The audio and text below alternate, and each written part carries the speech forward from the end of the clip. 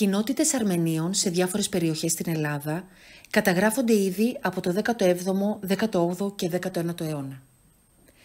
Από τις αρχές της δεκαετίας του 1890 όμως, άρχισαν να καταφθάνουν στον ελλαδικό χώρο, στην Αθήνα, τη Θεσσαλονίκη και κυρίως στον Πειραιά και τα νησιά του Αιγαίου, εκατοντάδες Αρμένοι ως πρόσφυγες και ως πολιτικοί φυγάδες, κυνηγημένοι από το τουρκικό κράτος.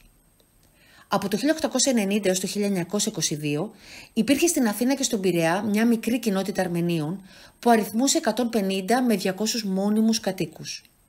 Στον Πειραιά ιδιαίτερα άρχισε να σχηματοποιείται μια κοινότητα στην Παλιά Κοκκινιά και στη Δραπετσόνα από Αρμένιους που έφτασαν εκεί μετά τη γενοκτονία του 1915. Το ζήτημα της υπηκότητας των Αρμενίων προσφύγων αποτέλεσε ένα από τα πιο πολύπλοκα ζητήματα στην πορεία της εγκατάστασής τους στην Ελλάδα.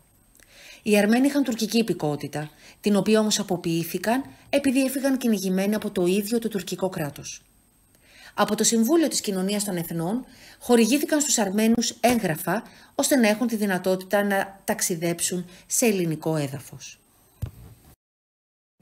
Οι Αρμένοι είχαν και εξακολουθούν να έχουν στενούς δεσμούς με την Εκκλησία. Οι πρώτες εκκλησίες λειτουργήσαν σε σκηνές ή σε παράγκες. Οι εκκλησίες έπαιξαν σημαντικό ρόλο στη ζωή της κοινότητας, δεδομένου ότι λειτουργήσαν ως κέντρο αλληλοβοήθειας και έκφραση του προσφυγικού πληθυσμού. Προμήθευαν στους πρόσφυγες πιστοποιήσεις της αρμενικής καταγωγής τους και λειτουργήσαν και ως χώροι αναζήτησης χαμένων συγγενών. Ο ρόλος τους, μεταξύ άλλων, ήταν και αυτός της εκπροσώπησης της κοινότητας στην ελληνική κοινωνία.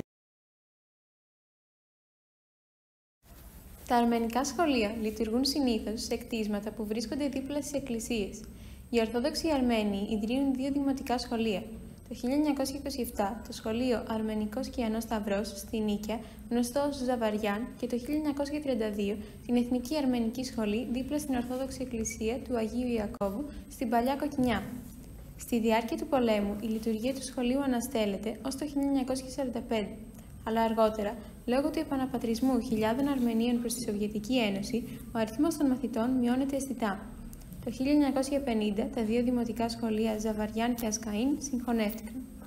Το νέο σχολείο λειτουργήσε με το όνομα Ενωμένη Εθνική Αρμενική Σχολή.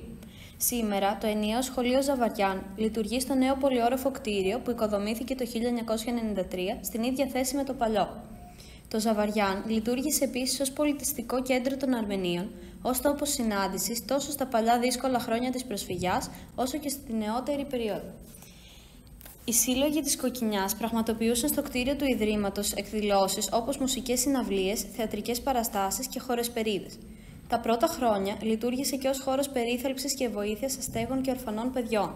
Στην πορεία του χρόνου αναδείχθηκε ως ένας βασικός πυλώνας του αρμενισμού στον Πειραιά και σε όλη την Ελλάδα.